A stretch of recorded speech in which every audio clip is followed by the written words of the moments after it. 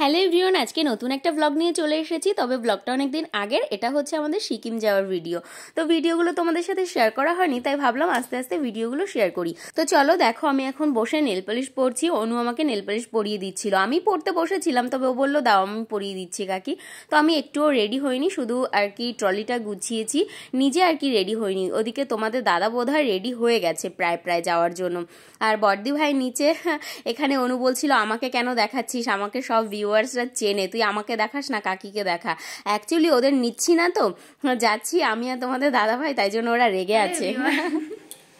যদি বাচ্চা কাচ্চা মানুষ সিকিম যাচ্ছে, আমরা ছেড়ে দিয়েছি যেতে, যে যাও বাচ্চা বাবা শোনা তোমরা একবার যাও ঘুরে আসো, পরের বার থেকে একা ছাড়া হবে না, বাড়ির কিছু রেস্ট্রিকশনস আছে, এরকম বাচ্চাদের একা একা ছাড়া যায় না।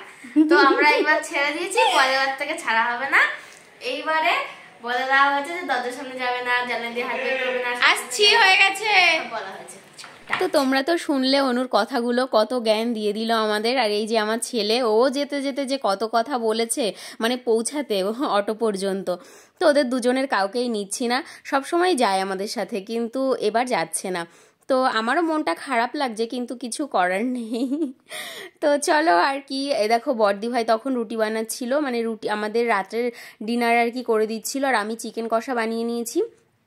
তো যেহেতু তোমাদের দাদাভাই হচ্ছে বাড়ির খাবারটা পছন্দ করে, ওই দেখো ও রেডি হয়ে বসে আছে, আর আমি আমার জুতো খুঁজে পাচ্ছি না, জানো তো। যাওয়ার জন্য একটা নতুন জুতো কিনেছি, এই যে ব্ল্যাক কালারের যে জুতোটা পায় ওটা।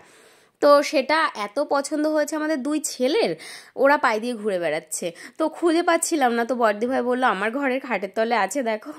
আয়ুষ নিয়ে গেছিলো, তো তাই আবার দৌড়ে গিয়ে নিয়ে আসলাম। তো তোমাদের দাদা তো চলে গেছে আগে আগে, এই দেখো ওই যে দাঁড়িয়ে আছে। তো চলো আমরা যাই সবাই মিলে সিকিমে। আমাদের রাত 10টা 5 দার্জিলিং মেল। আমাদের ট্রেন শিয়ালদা থেকে, তো শিয়ালদা পর্যন্ত পৌঁছাতে আমাদের বেশ খানিকটাই টাইম লাগবে। তো তার জন্য আমরা অনেকটাই আগে বেরিয়েছিলাম, 5:30 না 6টা নাগাদ যেন বেরিয়েছিলাম বাড়ি থেকে। এখন যদিও বা মনে নেই। এখানে দেখো দাঁড়িয়ে বলছি আমরা দুজন ম্যাচিং। আর এই যে আমাদের পাগলি বুড়ি, ওদের দুজনকে না নিয়ে যাচ্ছি। তো আমারও মনটা খারাপ লাগছে, আর ওদেরও মনটা খারাপ লাগছে। বলছিল জানো তো, এটা করে দেবো না, আমাদের নিয়ে যাচ্ছ না, ওটা করে দেবো না, তো এরকম বলছিল। তো আর আমার সব থেকে বড় খারাপ লাগে কি জানো তো, তোমাদের দাদার সাথে কোথাও গেলে আমি ভিডিও বানাতে পারি না ভালো করে, কিন্তু ওরা থাকলে আমি একটু সাহস পাই। আর ওরা বলে না যে মা ভিডিও করো। তো দেখো আমি শিয়ালদা পৌঁছেছি, তারপর গাড়িতে বসেছি, রাত্রে খাওয়া দাওয়া কোনো কিছু আমি ভিডিও করতে পারিনি। ও একটু রেগে যায় তার জন্য। তো তারপর দেখো এই যে আমি এনজিপিতে নেমে একটু ভিডিও করেছি পেছনে। তো এই দেখো তোমাদের দাদা একটা এজেন্সি থেকে বুকিং করে আর কি গেছিল সিকিম। তো এনজিপি নেমেই আমাদের বুকিংটা করা হয়েছিল। তবে প্রথমবার যখন আমরা সিকিম যাই এজেন্সি থেকে বুকিং করে, তখন এক্সপিরিয়েন্স আমাদের অনেক ভালো ছিল। তো তাই জন্যই আমরা ভাবলাম এবারও বুকিং করেই যাই, তাহলে ভালো হবে, কোনো চাপ নেওয়া লাগবে না।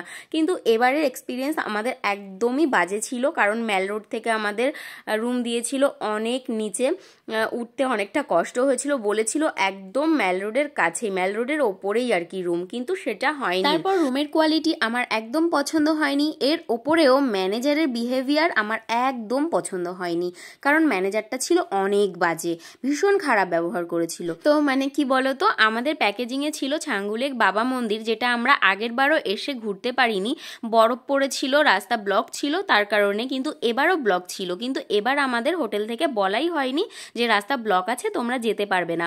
ওরা পাঠিয়েছিল আমাদের 20 কিলোমিটার যাওয়ার পরে বলছে রাস্তা ব্লক আছে, যাওয়া যাবে না। আর এই 20 কিলোমিটার যাওয়ার মধ্যে গাড়ির যে ড্রাইভার আমাদের, সে আমাদের 3বার দাঁড় করিয়েছে। একবার দাঁড় করিয়ে বলছে কি পপকর্ন কিনবে তোমরা, তারপর ওপরে গেলে শ্বাসকষ্ট হবে, তোমরা এখান থেকে পপকর্ন নেবে, যা নেবে নিয়ে নাও। আর একবার গিয়ে দাঁড় করিয়ে বলছে বাথরুম গেলে এখান থেকে যাও।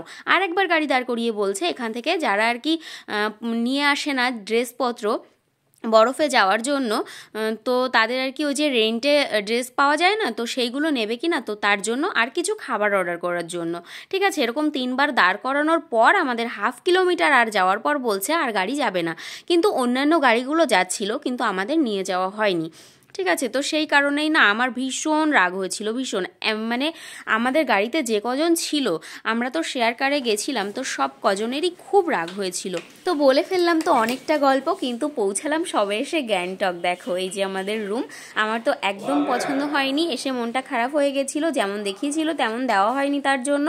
তো ভাবলাম চলো আমরা এখান থেকে চলে যাই, তাই বললাম তোমাদের দাদাকে, কিন্তু ও রাজি ছিল। কিন্তু সাথে আমাদের একজন কাপেলের পরিচয় হয়েছিল আস্তে আস্তে। ওরা দুজনা ভীষণ সুইট ছিল, আর মাত্র 2 দিন হয়েছে জানো তো ওদের বিয়ে হয়েছে, আর হানিমুনে চলে এসেছে। তো আস্তে আস্তে গাড়ির মধ্যে আমরা অনেক গল্প করেছি, মানে কোম্পানি দেওয়ার জন্য হয়ে গেছে ওদেরও আমাদেরও। ভীষণ ভালো লেগেছে, যেহেতু আমাদের পুচকে পাচকাগুলো আমাদের যায়নি সাথে, তো ওরা আর কি ছিল বলে আমরা অনেকটা ভালো লেগেছে আমাদের আর কি। তো দেখো আমরা রুমে এসে ফ্রেশ হয়ে এই যে ম্যাল রোডে চলে এসেছি। তার আগে গেছিলাম লাল মার্কেটে, যেহেতু আগেরবার না সিকিম এসেছিলাম যখন, তখন আমরা লাল মার্কেটে আসিনি, তো ভাবলাম আজকে একটু ঘুরি। তো পরে টাইম পাবো না, কাল যাব হচ্ছে 0 পয়েন্ট, তো তার জন্যই আজকে ম্যাল রোডে আসলাম। আর এসে ম্যাল রোডে এসে দেখো এই যে মোমোজুন থেকে আমরা মোমো নিয়েছিলাম, চিকেন মোমো। মোমোটা ভীষণ সুন্দর ছিল খেতে। 1 প্লেট মোমো আমরা দুজনা খেয়েছি। আমার যেন মনে হলো আর 1 প্লেট হলে ভালো হতো, কিন্তু হোটেলে আমাদের রাত্রেবেলা ডিনার আছে, তো তার জন্য আমরা 1 প্লেট খেয়েই চলে এসেছিলাম।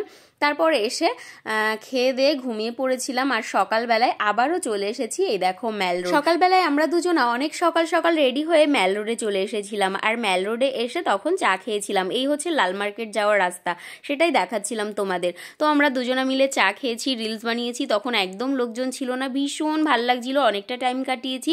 তো তারপর আমরা যাচ্ছিলাম লাল মার্কেট, আর আমাদের হচ্ছে লাচুং যাওয়ার গাড়ি 10টা 5-এ। তো এর আগে আমরা শপিং করব লাল মার্কেট থেকে, তো তার জন্যই নিচের দিকে যাচ্ছিলাম। তো চলো আজকের ভিডিওটা এখানেই শেষ করলাম। ভালো লাগলে কিন্তু অবশ্যই একটা লাইক করো, কমেন্ট করো আর শেয়ার করো। তো চলো টাটা।